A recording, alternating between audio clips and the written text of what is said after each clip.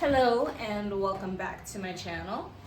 As you can see, I am in PJs because I just went outside and it's in Toronto. It's kind of the weather right now where it snowed a couple days ago, but now it's warming up again, so it's just fucking slushy and gross and it's raining. So my pants were wet at the bottom, so I changed into my PJ pants, but it's still cute because I'm wearing my crop top.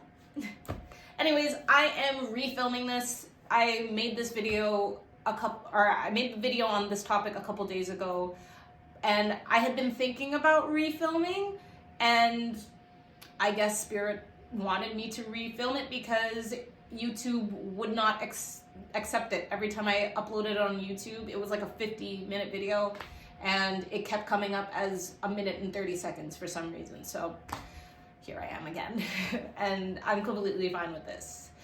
Basically, what I wanted to talk about was on Christmas in the evening, because if you've been following me or you've seen my other videos, you know that I'm separated, so my daughter spent Christmas with my ex's family, so I got time by myself, and my brother had gotten me shrooms for Christmas, so that's what I did on Christmas, which it was a really great and eye-opening trip. Just a little rundown, if you have never taken psychedelics before, specifically shrooms, how it kind of works is it's a very introspective drug.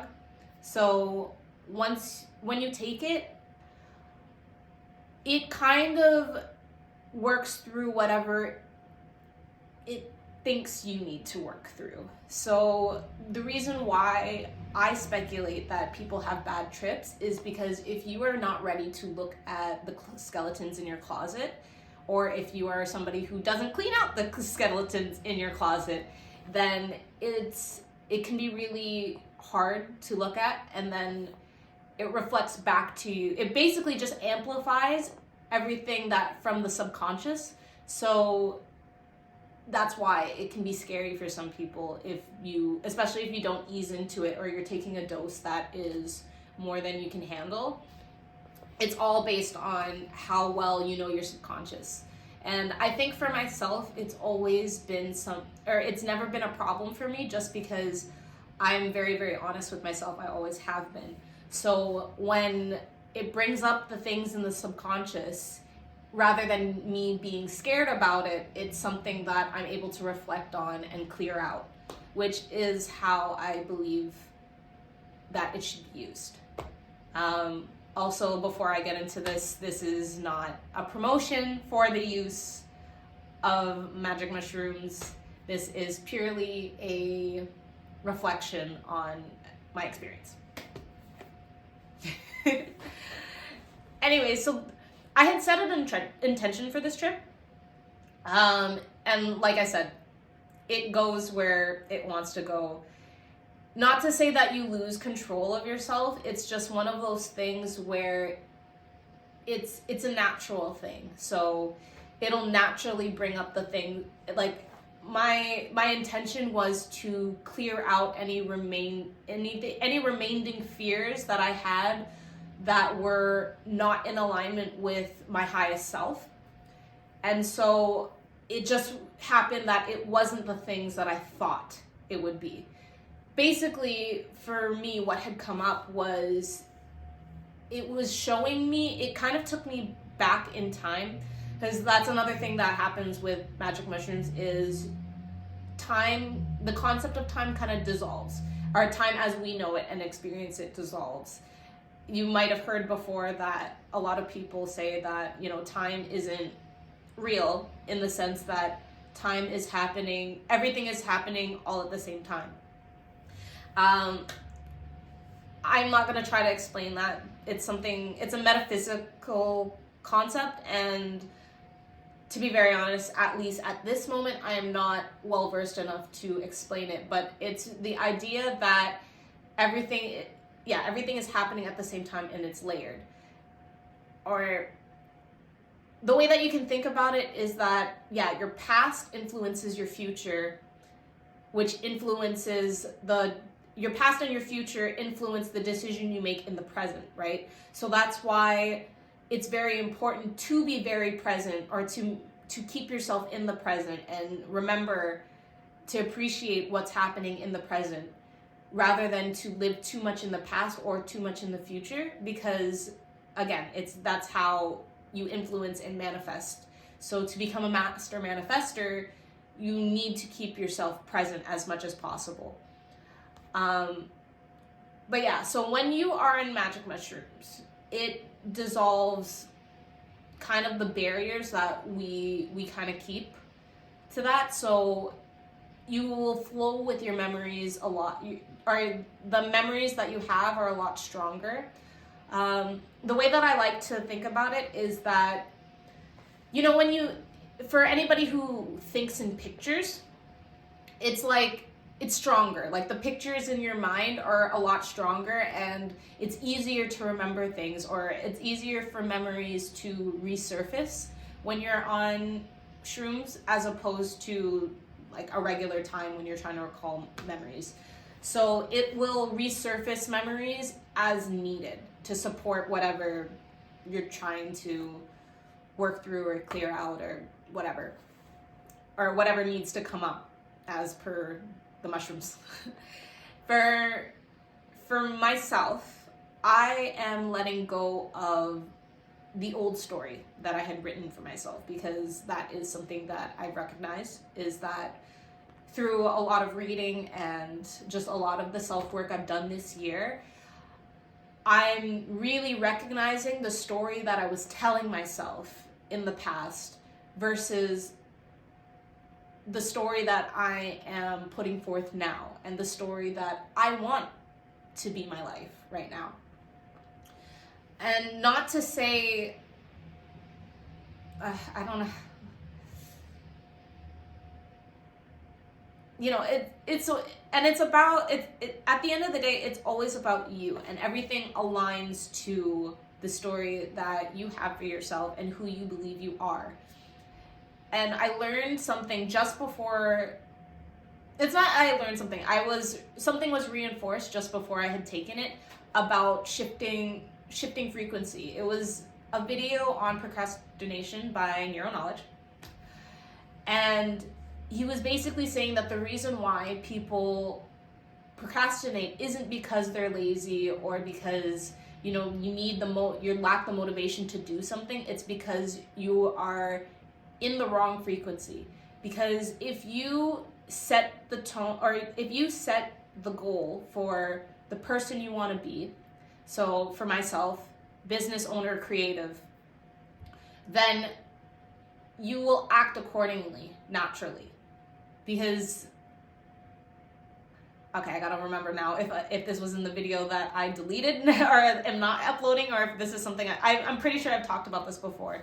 But when thinking about identity, I've definitely talked about this before. So when you associate yourself with a new identity, you think about how would you act if you are acting in that identity, then the actions are natural, as opposed to when you're just focused on the action itself, then it feels like a chore to change. You get what I'm saying? So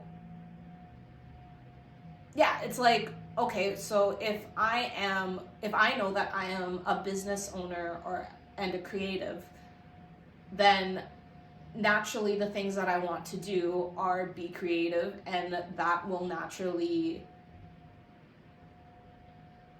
and make decisions. And then naturally everything else will follow. That is how it should work. So the old story that I used to tell myself was that nobody likes me, nobody wants to talk to me because, I don't know, because I'm weird or whatever. And what I realized, and what was shown to me, was so WandaVision came up. In WandaVision, if you haven't watched it, it's one of the Marvel series. because of the grief that Wanda experiences post Endgame, she basically takes over a town and she creates this story so that she can still have the love of her life, which is Vision. But what she doesn't realize is that her power is just so strong that she's able to influence everyone around her to play that part in her story. And I realized to an extent I did this because I was so scared of myself. I wasn't able to see that there were many people who were attracted to me and did want or did have interest in me, whether this is romantic or friendship. Let's keep it mostly romantic just for the simplicity of it. But yeah, there were people who used to hang out with me and want to buy me things, and I guess I just were too scared to actually make a move because they were reflecting my energy, which I was scared. And I think that's how I've been operating my life, through fear. And I attracted people and that were matching that frequency. And so I built this life for myself because I knew what my end goal was, right? And that's the other thing about manifestation, is that if you have an end goal, you are going to get there. It doesn't matter how long it takes, you're going to get there. But the issue is, if you are operating out of the wrong frequency, it's not going to come the way that you want it. So I manifested myself a family, and that is what I wanted, but I attracted the wrong partner because I was operating out of a frequency from fear that was passed down to me generationally. I ended up manifesting a person that was equal to, or that represented, in a sense, my mother's unhealed wound, or not just my mother's, but both my parents' unhealed wounds. And yeah, earlier this year, I had to let go of that. But I think another thing about when you're letting go of an old identity, it's, especially when you've been operating that way for so many years, it takes some time to let go of everything, right? So even though I've made the physical, or I've let go of it in my reality, there are still some underlying patterns that I also had to learn to let go of. And this trip was pretty much about fear and really seeing for myself how powerful I am and how powerful my energy really is, because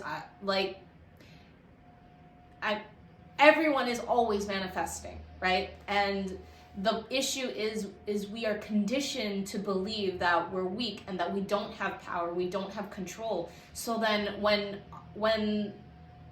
we operate out of fear and we take control of the wrong things, which is we try to control other people because it seems easier than actually taking control of your own life and having things fall in accordance.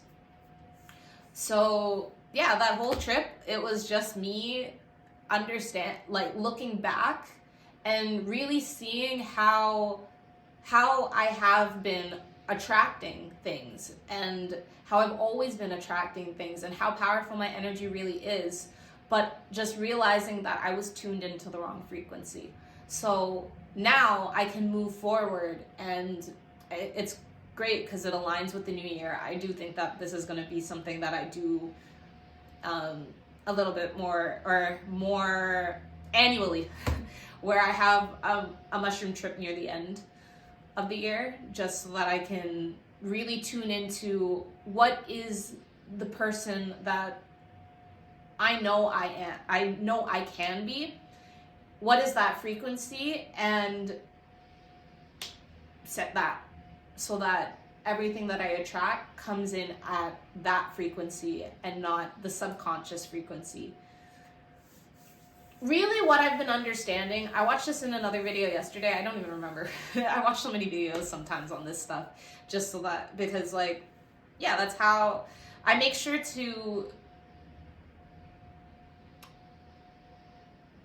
consume content that reinforces these beliefs and reinforces this understanding of how to operate in the world, because that is the issue, man. Like a lot of people consume a bunch of shit where it's all out of vanity and it's all about impressing other people, and then it reinforces feeling bad about yourself because you compare yourself to other people, and then it makes you feel bad about what you lack. But at the end of the day, if you realize that you don't actually lack anything, and you come from a frequency of gratitude, and you give other people gratitude through energy. I made a video about this as well, where words are free. You can go around and give people compliments, and that shit can like heighten people's days.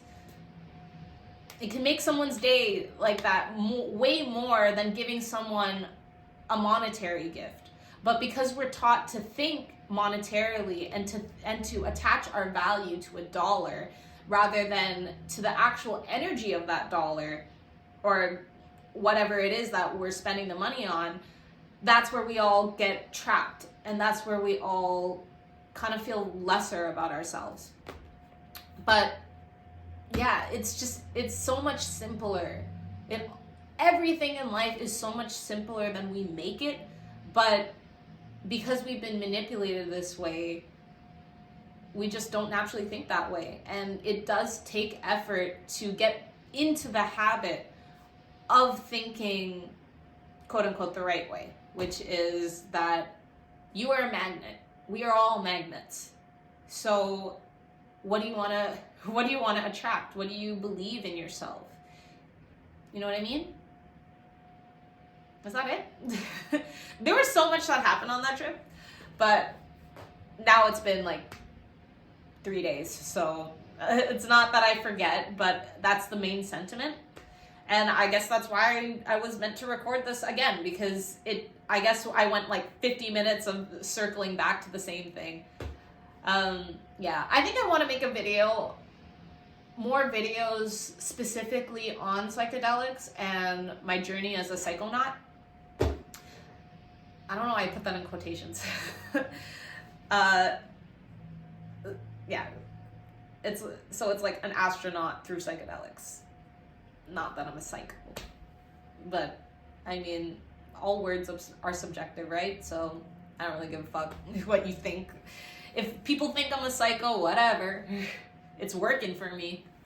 Because, yeah, I feel really great. Especially after that trip. Like, I feel so much lighter. I feel like I had the burden of that story weighing down on me. Yeah, it was so funny, man. When I was sitting there and I thought back to, I had a specific memory where I went for ice cream with this guy, and he wanted to buy the ice cream for me, but we got it for free for some reason. I think the people in front of us, they ended up leaving or something like that. So they asked if we wanted it for free. And the guy was so sad because he was like, "Oh, I wanted to buy it for you." And I was like, "Why? It's free." How did I not see it? But yeah, it's like I've always been more of a direct person, so it's like I don't notice these subtle nuances of people's interest for me. And it's like, it's just because I was selectively seeing what I was telling myself. So because I told myself that I'm not worth it, nobody wants to date me, that is what I saw. And that's why I missed that there were so many people who did notice me and who were interested probably in getting to know me, but I emitted fear, and so they reflected fear. Because again, everyone is a mirror. So yeah, what is the energy that you want to reflect back to you? Make sure it's a good one. especially if you want a good life. That's what we're here for. Know what I'm saying? I also had some stuff come up about, I was thinking about the concept of, I guess, children or being a child versus being an adult. Of course, we all have inner children. We have access to any age that we've already lived through. We even have access to, I guess, the ages that are further. Like for myself, I would consider myself an old soul in the sense that sometimes when I talk, it sounds just like I have ancient knowledge. But I was thinking a lot about the relationship between parents and children, and how for a lot of people, when you're too attached to your parents still, especially when you grow older, you subconsciously, it's hard to see yourself and operate as an adult when you're still kind of living like a child. So basically what I was thinking about was, I've been living with my aunt, right? And it's been very nice because she's been taking care of me, and she's been very, very nurturing, and it's a really great feeling, and it's comfortable. But the issue is I can't be staying too comfortable for too long. And I think this is what happens to a lot of people who move out pretty late is, you think about it in the terms of, well, I get to save money, but you don't realize that not putting yourself in a position where you're forced to be financially responsible and to think about things in a way where you are responsible for yourself, it hinders you in that way, because unless you have parents that reinforce that for you by saying, like, these are, like, you have to pay rent, or you take care of these bills because you're an adult and you should be able to, so then it forces you to budget. I think what happens to a lot of people is they get stuck in the comfort of their parents, and then they grow up and they wonder why they still feel like a child, and then they feel stuck by it, rather than realizing that it's because they're not putting themselves in the frequency of being an adult. And I think this shows up a lot in relationships as well, when I'm going to use male-female dynamics specifically, just because that's what I've experienced, unfortunately. Or not unfortunately, but you know what I mean. That's just I'm just speaking from experience, so I can't speak from a same-sex marriage paradigm. But I mean, you can think about things like a feminine energy versus masculine energy, because that's something that's within every person, and that's pretty much the dynamic of most relationships.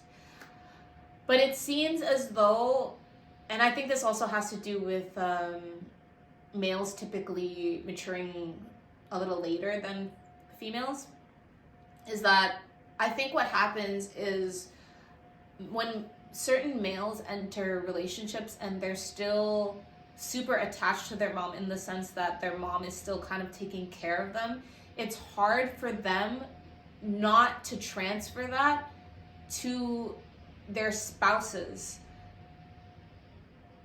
just because, like, a lot of them just don't know that independence.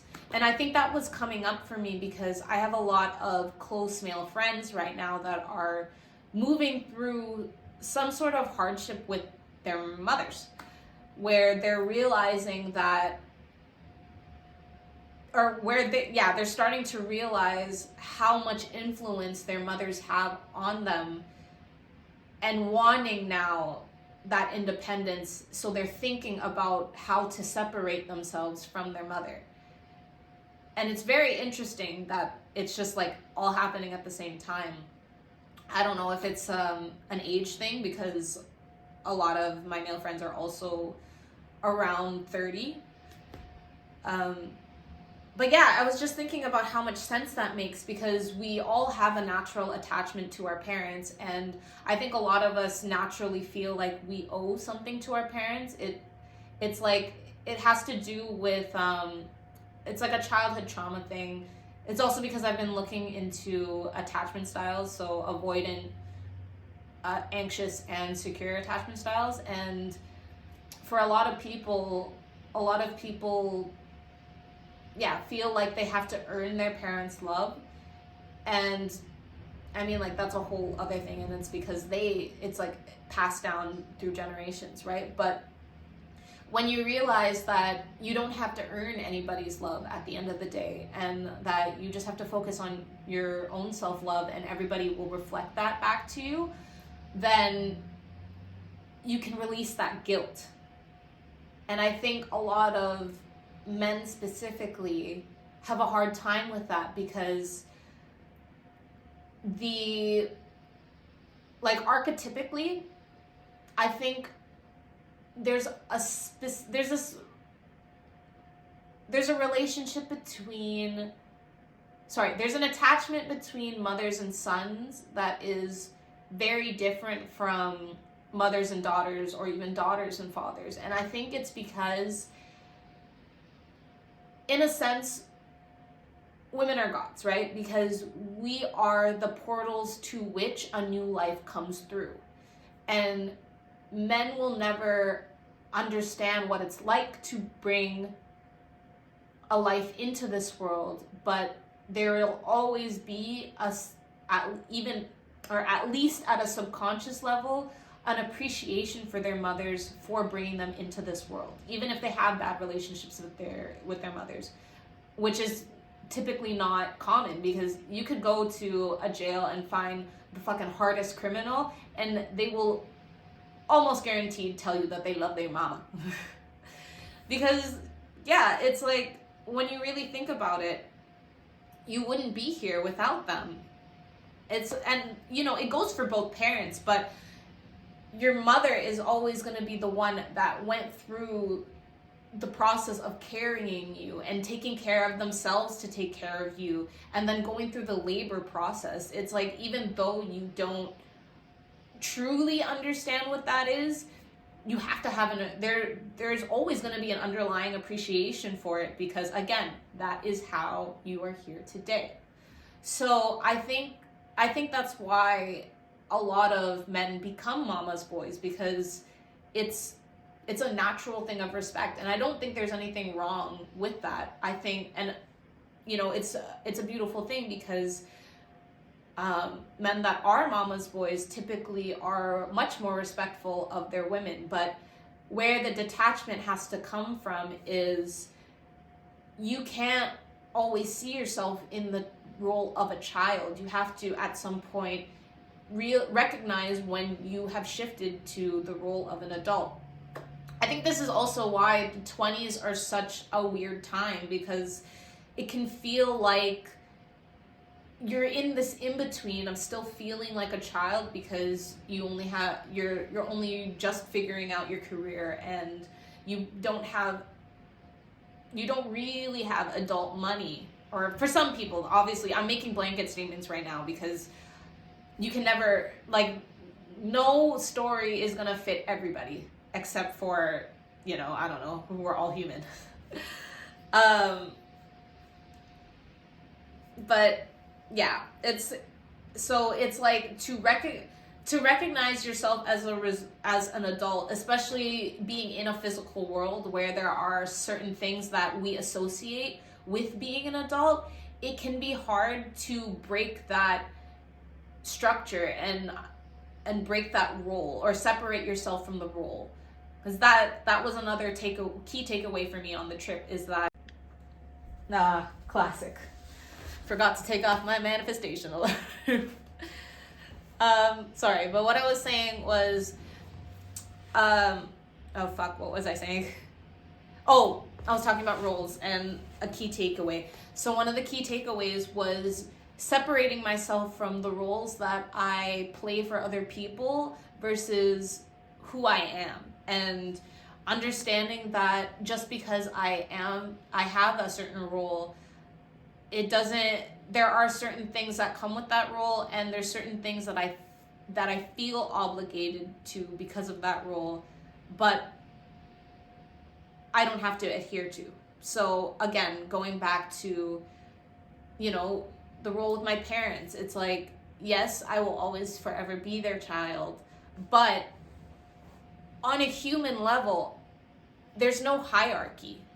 And I don't need to feel guilty when they want my time, because at the end of the day, I have to do what's right for me first, and then I serve everybody else. Because if I am not operating from the correct frequency, then however I operate for everybody else is going to be skewed.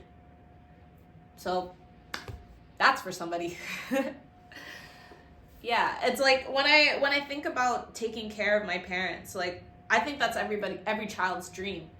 But you do have to remember that at the end of the day, that actually isn't your job. It is a natural thing, especially if you're in Asian culture, to take care of them when I guess they regress to a state where they're more childlike and they need that care. But that doesn't necessarily mean that you have to be the one to financially take care of them for you to be a responsible adult. I think that's where people get lost. It's like, yeah, to become an adult, it means that you are able to take care of yourself, and that's whatever facet that equates to for you. So you can still live at home, but it's like, are you making sure that you're well fed? Are you taking responsibility? Are you taking your share of responsibility to take care of yourself and, to contribute to the household as you should? Or are you sitting back and letting your parents do everything for you, and, which is creating a delay in whatever it is for you to be successful, because there's a part of you that that subconsciously still thinks that I'm okay because I can take my time on this because I'm being taken care of. You know what I mean? Sometimes you just gotta throw yourself out into the world, and I don't know. It's some sort of analogy with wolves. Throw yourself to the wolves. Cause it's all about how you think and not about how your reality actually looks, because again, your reality is a reflection of how you are thinking about things. Mentalism, the first Hermetic law. I will mention it over and over, time and time again, because it's the first law for a reason. All right, I think that's it. I think that's the message. I hope you found it insightful. Thank you so much for listening, as always, and until next time, goodbye.